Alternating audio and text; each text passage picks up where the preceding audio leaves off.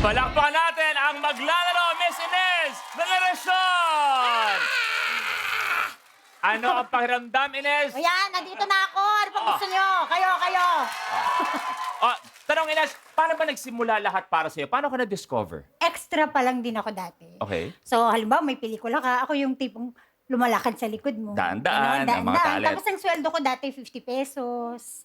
Oh, Mga so, ano pag to? nakakatatlong pelikula ako, meron akong mga 150. Kakatat pa ng manager ko yun ng 20%. Nagulat lang ako, sabi nga ni Ines, dati passerby siya, talent Yes. siya, 50 pesos. Eto lang ayoko magkumpara, iba na panahon ngayon. Opo. Long nung nag-talent ka, yung dumaan ka lang sa likod, Yes. magkano bayad sa'yo nun? Hindi, per dialogue ako eh. Per dialogue. Hindi, yung tumawid ka lang, yung tumawid ka May sa... tumakad ako, pero pag pinakita ko yung tuhod ko, bali pumapatak ako ng 3,500.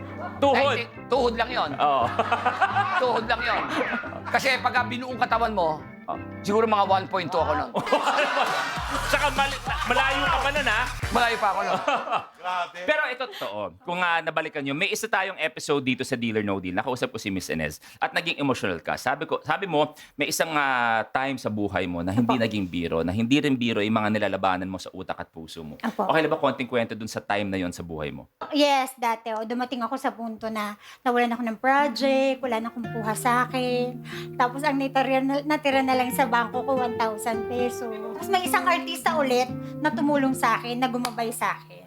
Siguro kung okay Si lang. Mr. Mon Confiado. Ayun. Yun siya. Okay. Oh, so Yan ang sinas- from 1,000 pesos hanggang sa ngayon na nagkaroon na ako ng bahay, sariling bahay, Wow. sariling kotse at magagandang anak. Yes.